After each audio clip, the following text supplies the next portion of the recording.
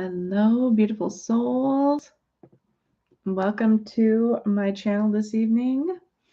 My name is Amanda. If you are joining my channel for the first time, welcome. I'm so happy to have you here. If you have been here before or you follow my work, I'm so excited that you made it. Thank you for being here. Thank you for supporting my work and my passion. I'm going to send out my last notifications that we are live, and we're going to dive into one of my favorite topics about frequency and about soul level frequencies and connections. And it's going to be amazing. So I hope that you brought your questions and open minds about frequency and energy, because I have some stories. I can't wait to share them with you. As always, let me know that you can see me. Let me know that you can hear me. Let me know if you can see the chat, as I'm putting that in there right now. And hopefully my computer and internet and all of the wonderful things play well. Oh, what? Fantastic. Okay, wonderful. So happy. Oh my gosh. So it's Tuesday. Happy Tuesday. All of my days have been blending together because I've been on hiatus, taking vacation with the family for the last couple of weeks. And we finally made it back over the weekend. And I'm so happy to be here and to be on this live and to be doing work this week, because it just feels good. I live for my work and to be in the flow of the spiritual energy in my practice and connecting with people. So if you have never been present for one of my live streams before, welcome. As I said, my name is Amanda. I am a spiritual intuitive coach and mentor. I have the ability to see frequencies of interdimensional energy, and that goes everywhere from the cells and the muscles inside of the human body all the way to the higher self and the angelic self and the frequencies that exist in interdimensional spaces, which is part of what I'm going to talk about today. What I've learned, what I've seen, what I've experienced. I have been doing this work for over 12 years, and it is my passion in the world to help empower people with the knowledge of the spiritual energy at play in our lives every single day, especially in our relationships, in our connections, in our passions, and our purpose, and to help you stay in alignment with your higher consciousness voice, the source of soul energy and reason, which has life and breath in it, that is here to guide us every single day. So because of that, I love doing these live streams where I can share some of my perspectives, some of my takeaways, and some of what you can do. And I hope that by the end of this, you will feel empowered to have expanded that awareness a little bit and to know what to do with that awareness. It's really common, especially in the spiritual communities, to see people talk about energy but not know what to do with energy. So as we talk about soul contracted connections today, I also want to tell you, what does that mean? What can you do with that knowledge and information? Because there's a reason behind everything. There's a reason behind having knowledge and asking questions. At any point in time, please write in the chat box any questions you may have. Hopefully my chat box is updating, but nobody has said anything on there yet. So hopefully I'm seeing it as it comes about, because I do see the chat box. And I will answer your questions live. They can be personal or not personal, whatever you're comfortable with. And I will answer it to the best of my ability from my perspective. So grab paper and pen, ladies and gentlemen, and we are going to dive in. I always like to take a breath and focus and center, bringing that alignment in, connecting with everyone who is on here with me live, and also feeling into the energy of the people coming in for the replay in the future. One of the benefits of being connected on the soul level with people is that there is no time or space. And part of my focus when I do these, hold the energy for these types of communication, I can feel those connections reaching out into the future. And it is not always the same. And it's not always the same connections every single time. When we talk about connection, we have to talk about the frequency of the soul and the frequency of the body. The frequency of the soul exists within our body and it fuels the magnetic field that we have. And it fuels our chakras and our energy centers and our systems. But the frequency of the soul is so loud and so powerful and so vibrant that when it materializes over time through your light body, which exists in your physical body, it elevates any connections that you have to anyone in your environment and anyone you're attached to, and it raises that energy of attachment. Now, the body creates connection through attachments. When I perceive those attachments, it's like an umbilical cord. It is a tube of light, and the light is made up of multiple different colors. Really negative, heavy attachments have a lot of dark colors in them. It has the blacks and the browns and the grays, and they feel very muddy. But at the core of that, there is a tube of energy that comes into our physical and energy body that influences our inner voice. It influences our inner narration. And then there's one feeding us, and then there's one that we are feeding the other person and or people, because we usually have multiple connections. The type of attachment where I perceive that stems from the emotional energy body of the human. It stems from our emotional body and our intellect body, which is not the same as our soul frequency body. All of the frequencies that we experience in the human body run the gambit of emotions, run the gambit of thought, run the gambit of idea and creativity, but the frequency of the soul remains steady, remains consistent, and remains in that high frequency energy. It often feels joyous, exciting. There's an inner peace associated with it, and it doesn't fluctuate. Only we experience fluctuation in the mind, in those energy bodies, as we experience them in the physical. And so that is the biggest difference. So as we talk about soul contracted connections, and what that means, we also have to give recognition to the ego contracted experiences and the ego attachment experiences as well. What is a soul contract? I think everybody has their own definition of what a contract is and represents, but a contract is a document agreed upon by two or more parties to fulfill certain ends of services and experiences during a given time period, a given length of time. Now, that is a contract, and it operates on the soul spiritual level where we have these agreements with multiple different souls before we come into the body. Now, those contracts don't always come to fruition, are not always fulfilled, and other contracts are. And whether or not a soul connection comes into fruition is heavily dependent on how aligned our awareness is when we are walking our journey of experience.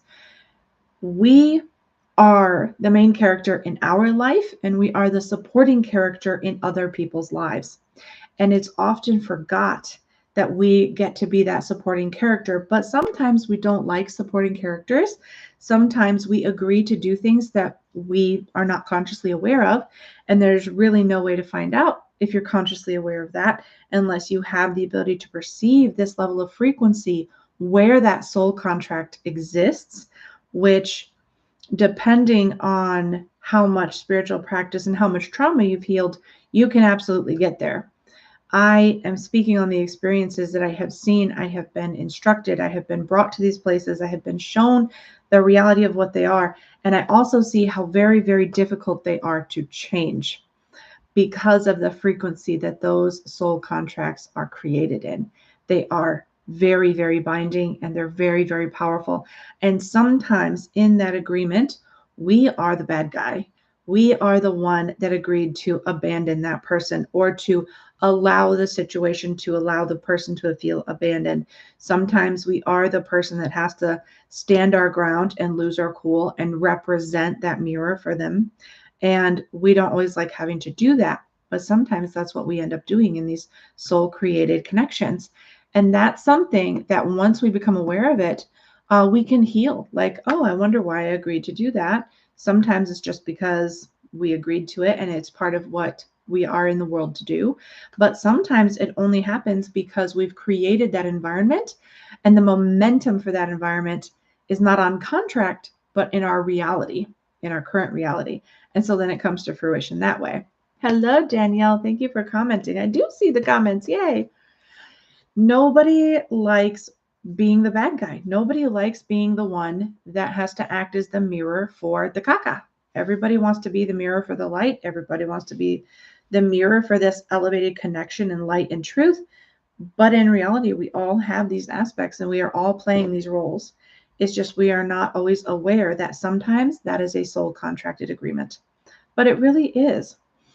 Another thing about spiritual contracts, soul contracted connections, you are contracted with far more individuals than what you think you are connected with. These were created through your soul's experience over time, but also through space when you're not in the physical.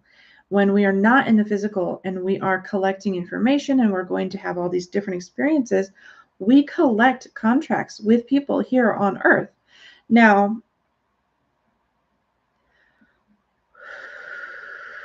sometimes we create a lot of contracts with people in human form here on Earth because I call planet Earth when we get a body and we get to be here in the physical, in this planet, in this time and space. I say that we got the ticket to ride, which is also one of my favorite board games, Ticket to Ride.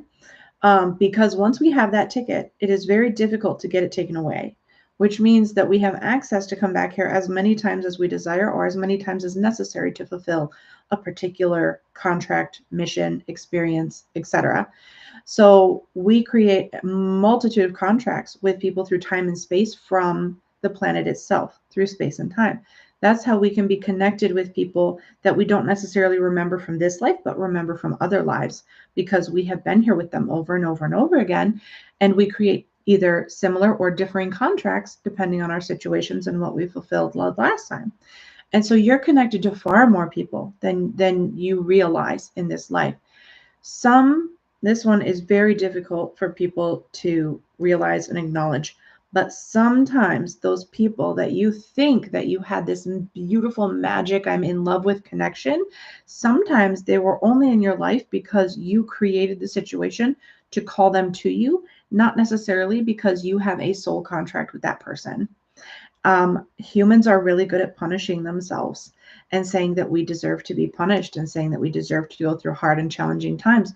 When the reality is, the only time that we really go through the challenging times is when we bring so much karma into our current existence that there is no way of avoiding the challenge. It is going to come to fruition. It is going to go through us.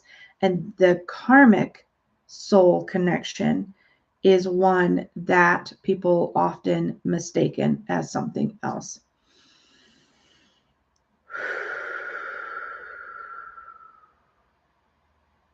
I have to catch my breath. So, a long time ago in a galaxy far, far away, when I was brought to enlightenment the very first time, was one of the times that I had the opportunity where I was shown all of my spiritual contracts in that particular moment for my immediate family and my immediate friend group. I was not shown things that expanded beyond that in that moment because I was absorbing a lifetime of information for like 12 different contracts.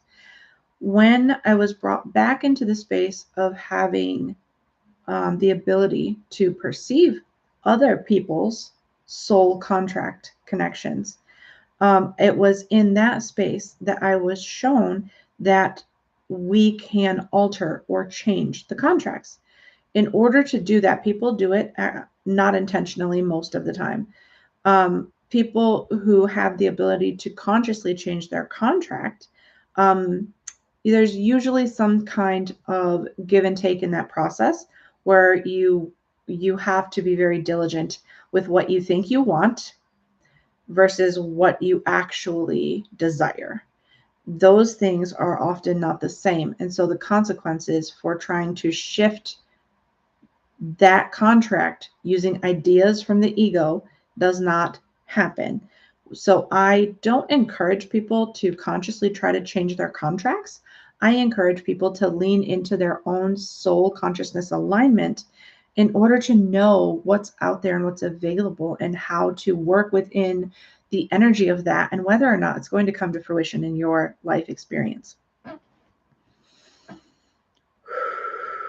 Some of the most common soul connections that I perceive and that I help people navigate: the soulmate connection, as people call it, the twin flame connection, as people call it, the soul contracts between parents and children, and the soul contracts between other types of past life and karmic connections.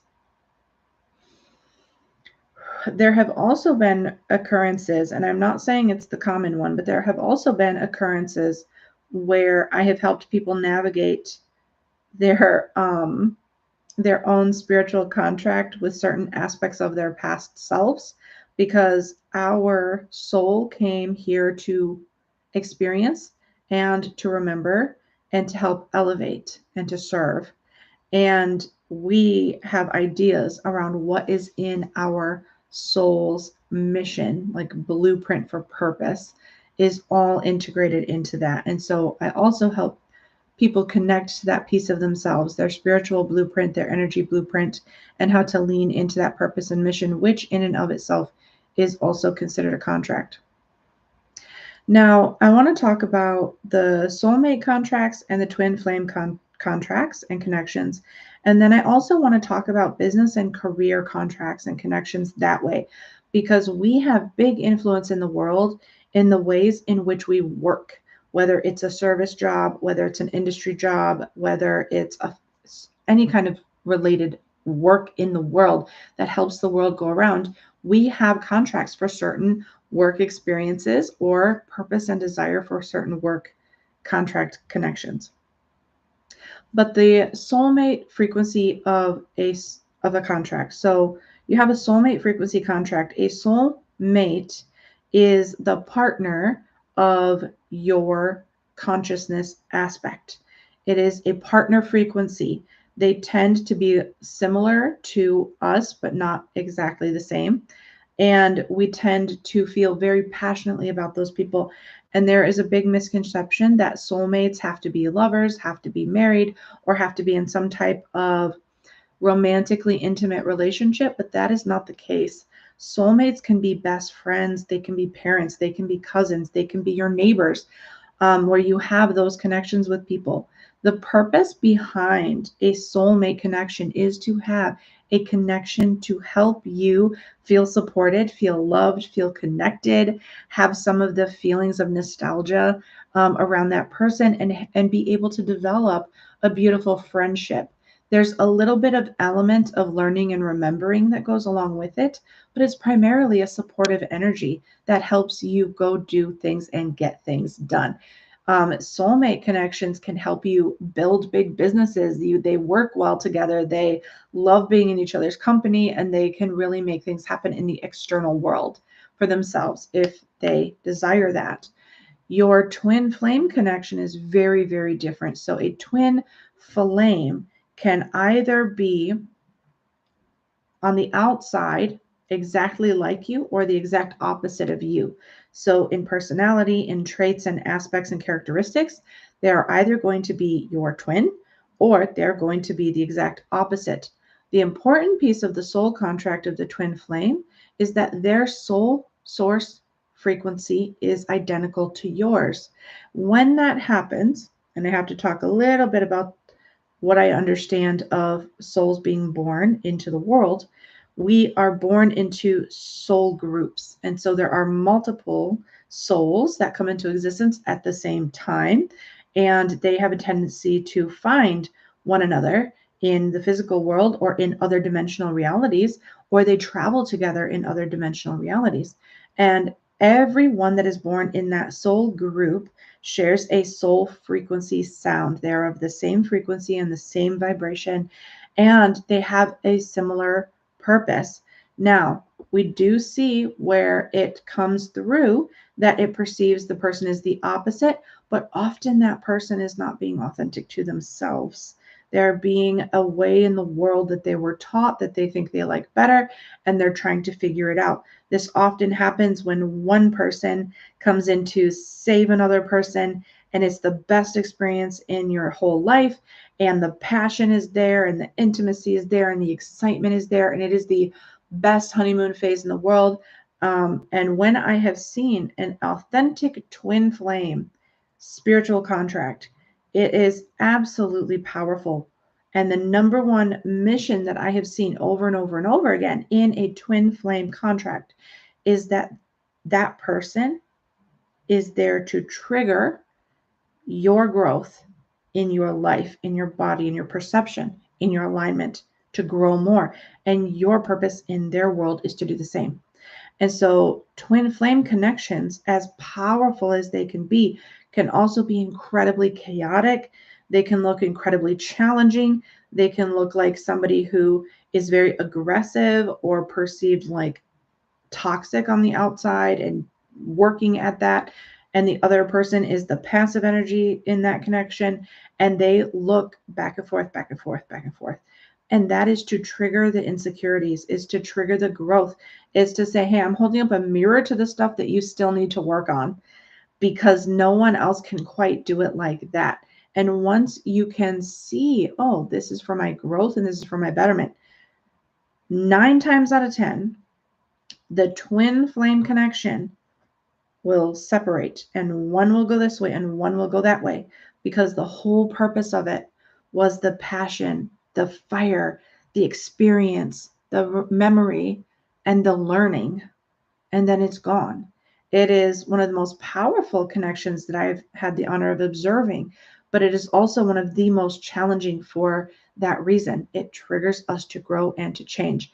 Now, I've seen it where people with twin flame soul contract tries to grow together, and you can do that.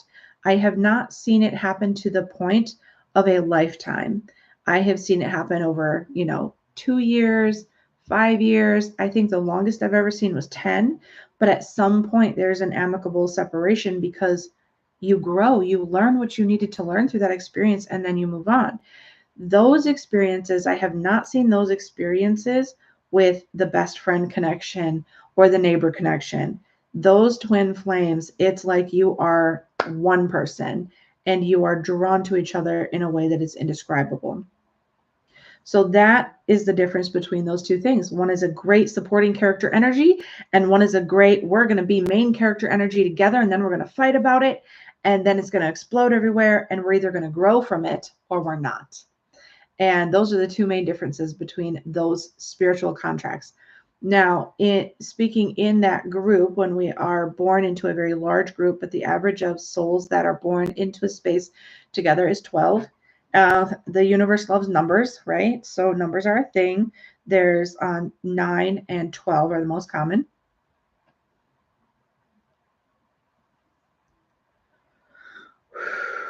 I love that question, Danielle. How is all of this impacted by avoidant attachment? I feel like it may be preventing some contract fulfillment. So multiple types of attachments will prevent contractual fulfillment.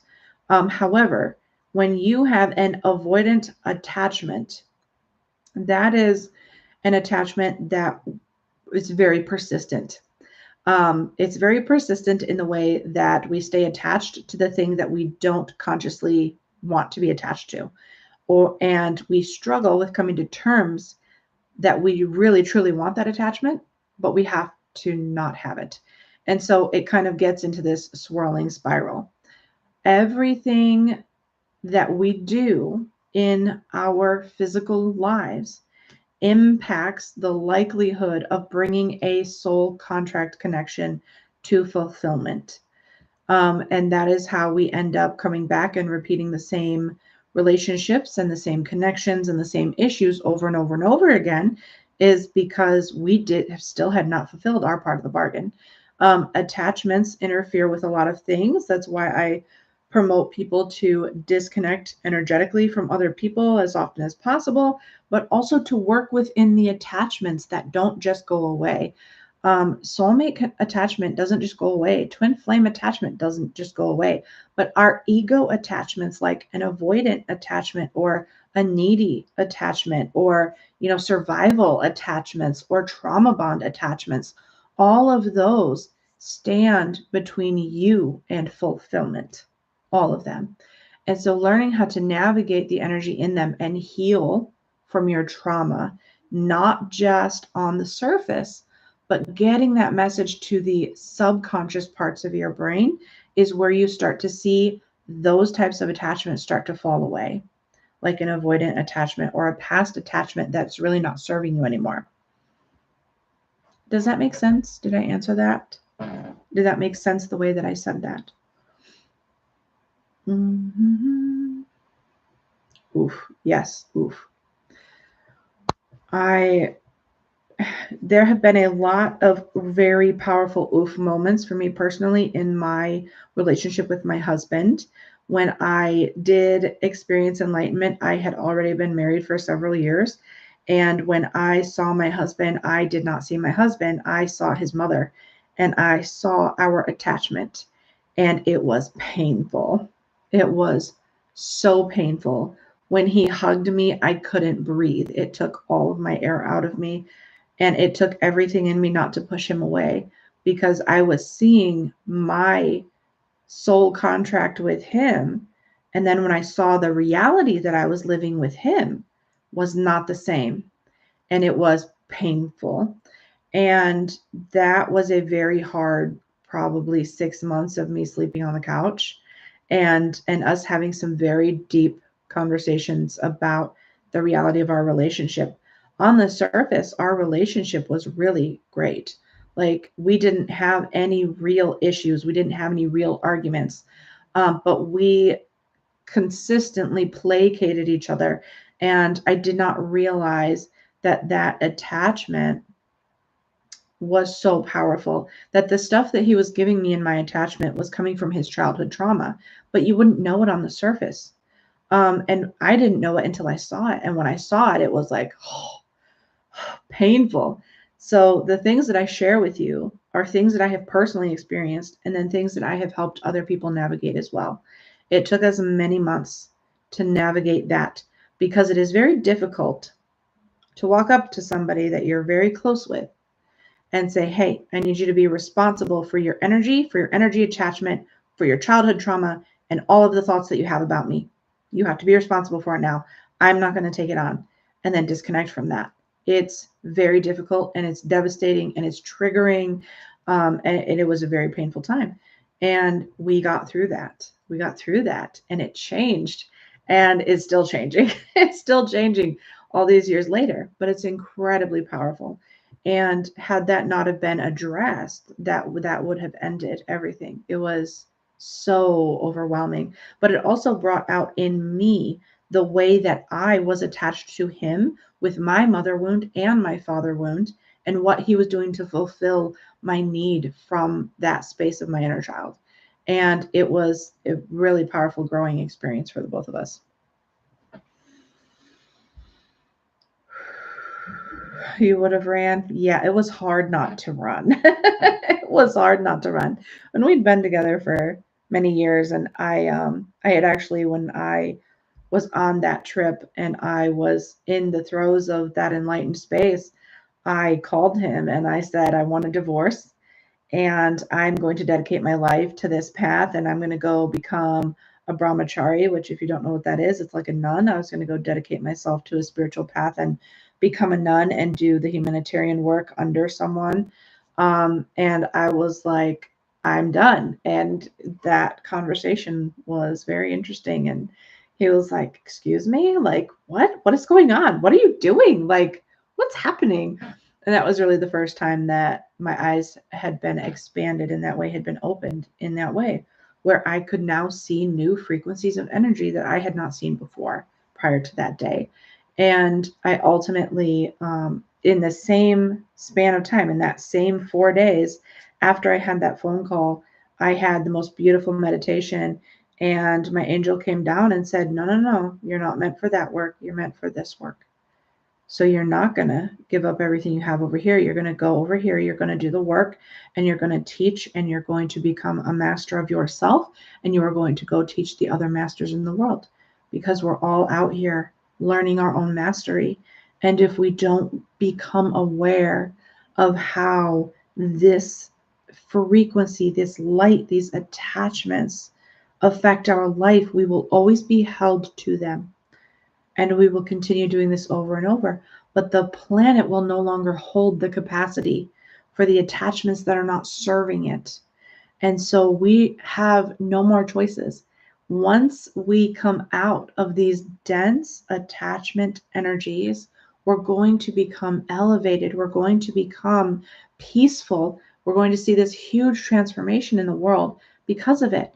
And the people that don't come out of those attachments, that don't recognize you're here with a purpose, you're here with a mission, you brought a light into the world for a reason, the people that don't recognize and lean into that, they're going to come back, or they're going to have to wait. They're going to have to wait until all of us come through this transition with our planet like we have before. And we're about to go into completely new territory in this phase of evolution of humanity. And we need to get on the other side of it to know what's going to happen from that point on.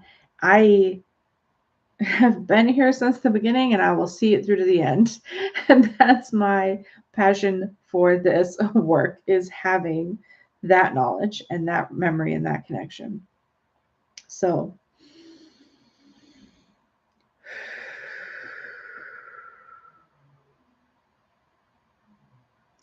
one of the things that I think is important to understand about soul contract connections.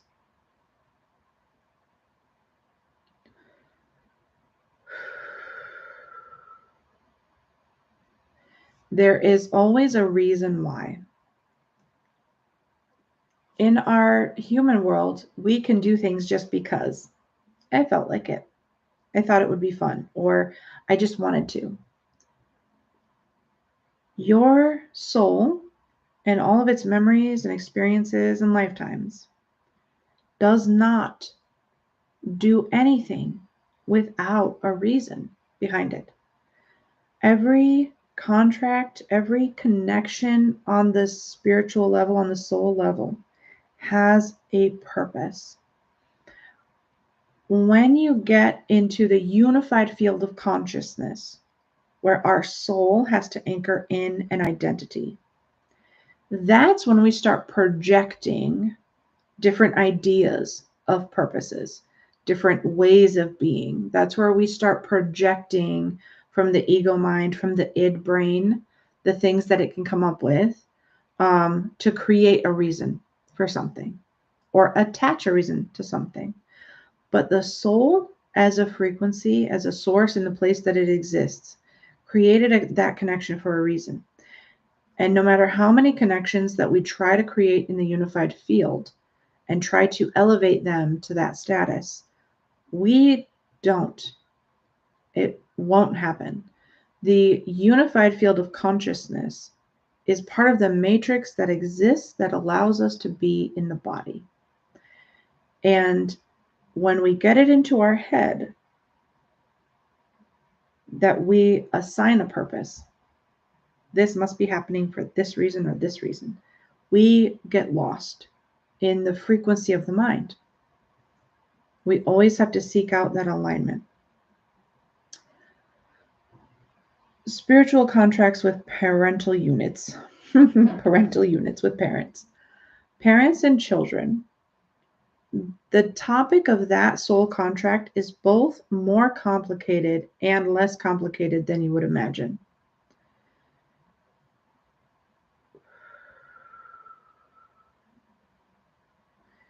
You will only birth a soul on the same frequency as yourself, your soul, or higher.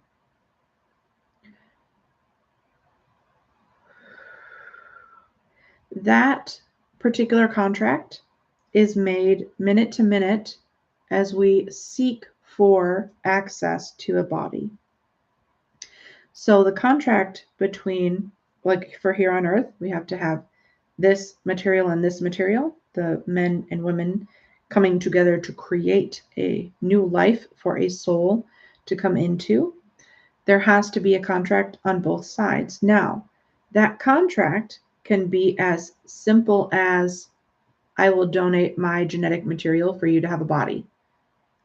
And then that contract could end and it does not exist anymore. That was the purpose. That person's here now. And the parent may or may not be in that person's life. And it could be that simple. It can also be as complicated as I need somebody to be with me for every single day until the day I die. I need to learn abandonment. I need to learn attachment. And literally learn anything in between. I need to learn what positivity is. I need to learn what happiness is. I need to learn what misery is. I need to experience this, or my personal favorite, I have to work off this particular brand of karma. Will you help me do that? And those contracts can get very complex and very challenging as you go about your life experience and what that looks like to you in the real world, like in your real life experience.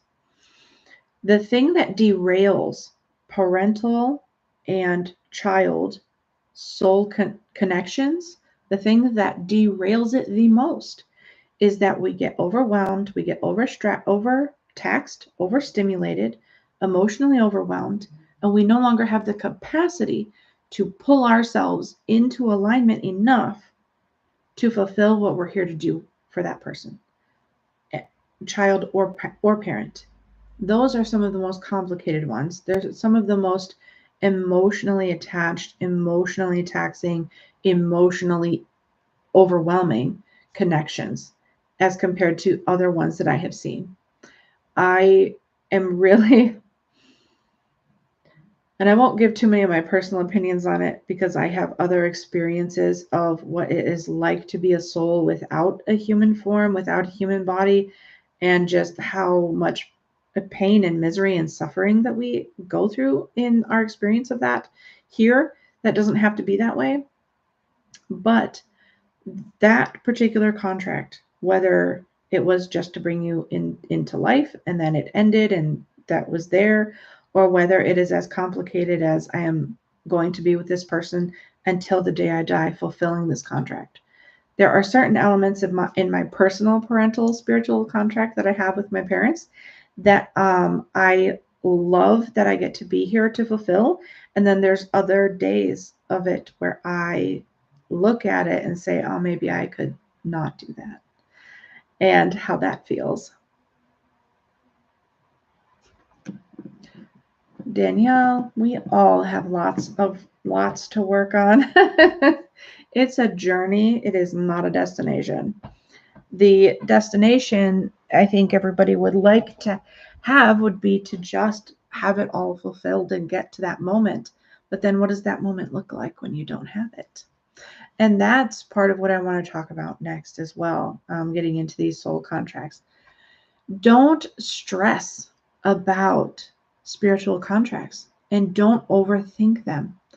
Overthinking is one of the biggest pitfalls to getting caught up in the sauce and the emotions and the overwhelm or the overstimulated and the overthinking. Why is this person in my life? Why is my parent in my life? How am I going to navigate this and that and the other thing?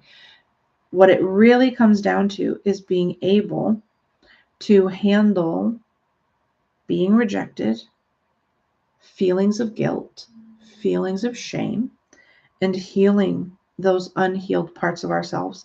Because at the end of the day, they didn't have to be there. They didn't have to exist. The trauma didn't have to happen. And that, I think, is one of the hardest things that people struggle with, is the why did it happen to me? And it's not important why it happened. What is important is What did you do about it? How did you heal it? How did you come through it? Do typical people recognize a soulmate, a twin flame, or a karmic connection? Yes. Yes, they do.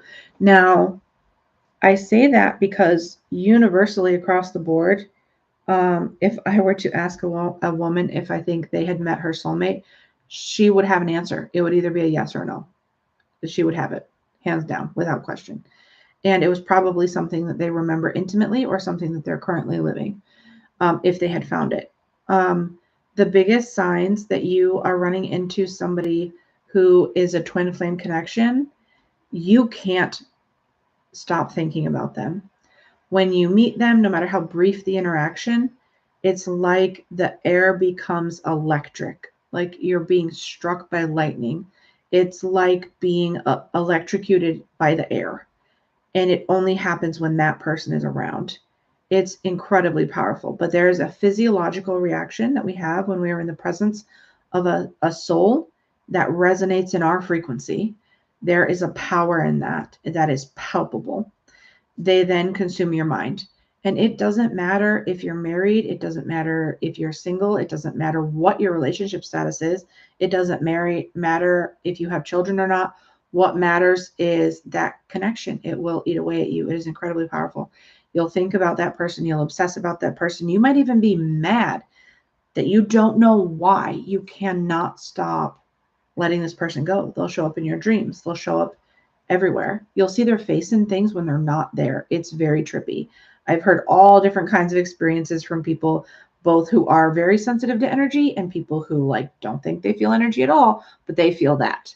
And that's a twin flame. Now, similarly, when you come in contact with somebody who is on a similar spiritual path as yours and your frequency gets close enough, then your energy bodies are really what's actually interacting with each other. That's why you feel it in the air. It's actually happening between your energy bodies and they start to harmonize. Can be something you recognize later in life, like the one who got away. Oh, absolutely. That you hold on to you. Absolutely. Absolutely. Because those people aren't necessarily the ones that got away. Those are the ones that taught you something. Those are the ones that hit you in a way that you never forget. And sometimes it has that feeling of longing associated with it. It can have that feeling of, I missed my chance. No, you didn't. No, you didn't. Twin flame connections have a window of time. And within that window of time is your beauty, is your magic. And in another window of time is the chaos and the trigger and the growth. And those things can come and go in and out of your life with that one person. And it's incredibly powerful. But it doesn't always, like I said earlier, it doesn't always mean lifelong, let's get married and have the white picket fence and be in this wonderful relationship.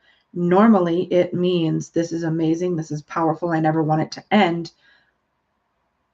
You have to learn how to maintain it. You have to learn how to grow together in it. And it can be very difficult if you are not on the same journey at the same time. That window has to open up for that to actually happen.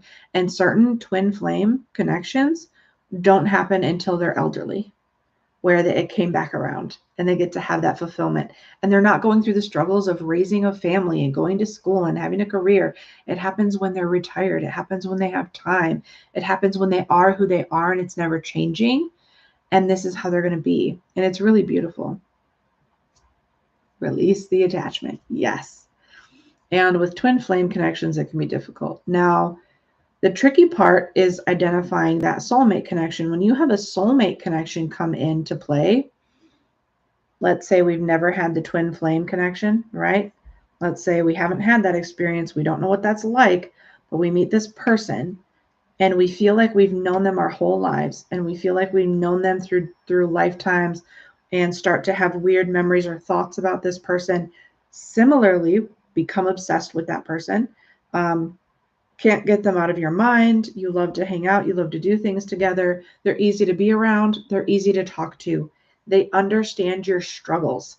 They understand your struggles and they empathize with those struggles. Now, the pitfall of the supporting character energy, okay? When the soulmates come together, it can also feel like this is the best love I've ever felt in my life. It makes heterosexual people wonder if they are homosexual because they have this soulmate connection with a female or a male of the same gender. And it's making them question everything in their life because it just feels that amazing. And they've never been in love like this, right? And it often falls apart because that soulmate connection is that friendship, is that bond, is that foundation to grow together. And it gets lost in the sauce because we get all tied up in our issues. And that can be one of the pitfalls of that soulmate energy because you will mistake it for the best thing in the world, the best thing that it's ever going to be, never being in love like that before. And then when there are inevitable challenges and you're already intimately involved in an intimate space, inevitably the challenges will become harder and harder and harder.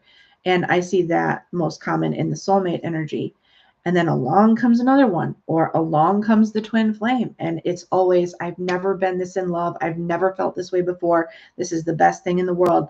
No, like take the time, feel what you're feeling, and allow yourself to feel that. And then allow it to develop into something else or something different. And if you explore intimate spaces with people, feel where that boundary is and what that is like to have in your life, because I hear it constantly. I hear it constantly from women. The best love of their life. And it inevitably goes south because we get caught up in those physical attachments. What else? Where else was I going with the parent and the children, the soulmates? Oh, partnership connections. So interestingly enough, so my partner is my partner for this lifetime. I will not have another lifelong partner in the same way that I have my current partner. If anything happened where we weren't married anymore legally, I would not remarry. And I know this through and through because I know the path in life that I want to take. I know where I'm going and I know why I'm here. And trying to attach, connect, or make space for any other connection like that, I it would have to be another soul contracted connection in order for me to hold that kind of space. Now,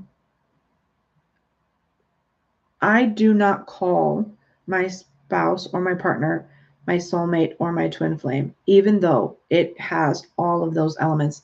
We have grown together in this capacity for, we are getting ready to celebrate 20 married years and 22 years together this month, this coming month in July.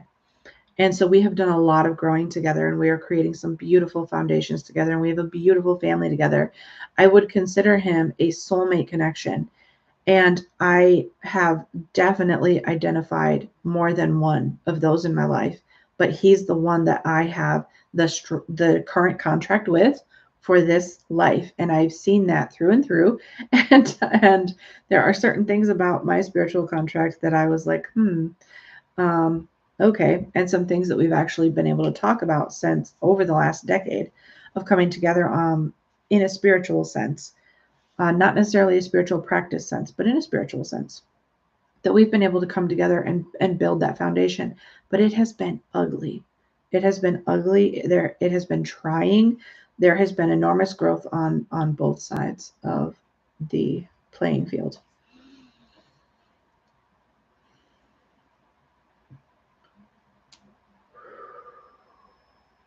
So before we get too farther into this, because I like to keep these between an hour and an hour 15, I want to talk about the aspects of career and job and purpose. We attach our identities, our ego mind and our brain will attach parts of our identity to our job, our career field, what we're working in, and what we're doing. We have soul contracted connections in your career field as well, whether it's with your bosses, whether it's with your managers, whether it's with your coworkers or subordinates. There is a line of energy that is already there for you on the side of your soul coming into your body that you have the ability to tap into. Okay. When you put focus and energy into that connection, that not only does your career align and flow and feel better, it opens new avenues in order for you to feel more fulfilled, find what you're passionate about, and come into a place of being that you might not necessarily would have thought of before, or maybe there a job opportunity that you didn't know existed. I see that more and more lately, where I'm just like, I didn't know that was even a job. How do you get that job? You know, that can happen more and more as you put time and effort and attention into it. Not just the job as a whole, but the individuals. Now, that can be a little trickier because there's a lot of moving parts when it comes to career and work and purpose, right? Some of us, like me, always being called to do more, to help more, to facilitate more, to create more, and doing that on my own as an entrepreneur in the entrepreneurial space. But there's also people out there that are called to these really powerful career lines where there's powerful people in charge of the things that are happening that you may be spiritually connected to that you are unaware of right now. So I encourage you to take the time to look into that for yourself and really explore not just what you're passionate about, but what your soul is calling you to do through those connections.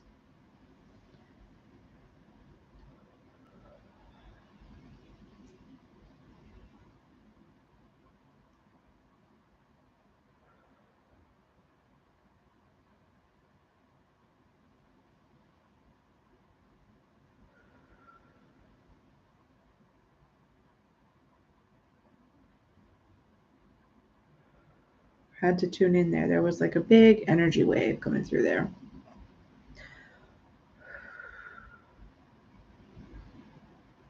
Mm-hmm.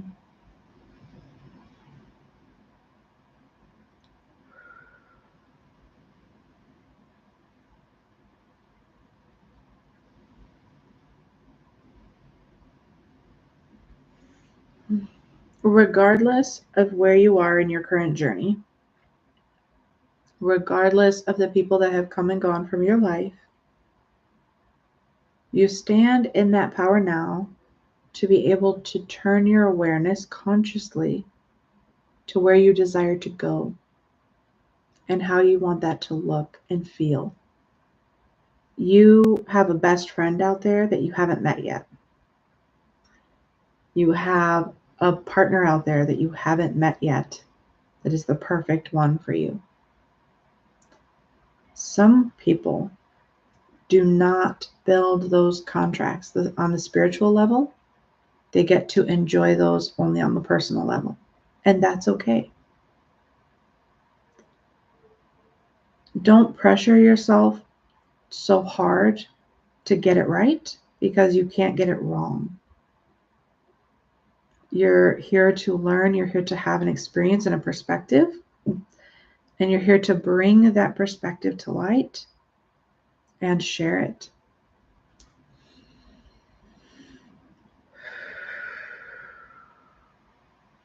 I always encourage everybody to reach out to me with any questions or stories that you may have on this particular topic around the frequency of soul contracted connections. I love doing soul contract readings, especially when I get the opportunity to do so and help facilitate things coming to fruition for people. It is one of the things I'm passionate about is empowering you to have the experience of life that you desire and to have a level of emotional freedom through this kind of work, through this kind of knowledge, through this kind of connection. So if you have any questions, please feel free to leave a comment because I do go back and I reread comments. You can always email me, amanda.frick@awakenedmindllc.net with any questions or stories that you may have. I want to finish up with a few announcements here because I'm super excited. Thank you all for bearing with me while I was out of touch for the last couple of weeks while I went on vacation with my family, learning how to camp in a hiker trailer camper, which was amazing. And we had an absolutely beautiful time and we got roasted out at the end. But it was so beautiful. And I got to go see the Cahokia Mounds in Illinois, which is just north of St. Louis. It's considered part of St. Louis, and it was absolutely beautiful. I love seeing the remnants of the old cities and villages and just that whole area and the level of peace they had. So I will be sharing my thoughts over the next few days about that experience. It was really wonderful, and I can't wait to go back and do it again. Their gift shop and their tours were actually closed because everything is being renovated right now. And so I can't wait to go back and actually get the full experience and learn about the history of the area more in depth from people who have learned it and studied it, and are ongoing with the archaeology in that area of Cahokia. So that was amazing and it was beautiful, but it definitely left me out of internet service and out of touch for a few weeks. And I'm really happy to be back, and I'm really happy to be moving forward. If you do not know or do not receive it yet, I do have a newsletter. It goes out every single week. For the month of July, I have some really big, powerful topics coming up. I will be doing 3 live streams in the month of July, each with a different focus to help facilitate what's coming to fruition through July and August. I cannot wait for the Lionsgate this year. It is another doozy, and we're going to do something special in August for the Lionsgate. And of course, we have the 4th of July coming up, and that's always some super heavy projected energy into the unified field. And so I'm interested to see how we're going to navigate that. But stay tuned for all of those things. I will be doing some live streams, and I will actually be offering several spaces for single sessions. So if you would like more of an experience like this with me and learn about your spiritual blueprint, your energy blueprint, please reach out to me. I will share all of my links, and I hope to see you there. I hope to see you there. I hope to see you on Facebook. I hope to see you at future live streams. I hope that you got something amazing out of this video. If you did, please interact with it in some way. Share it with your friends. Give it a like, and go check out my meditations on this channel. There are more coming in July, especially around the topic of making those soul contract connections active in your bubble. And until next time, have a great night. Bye.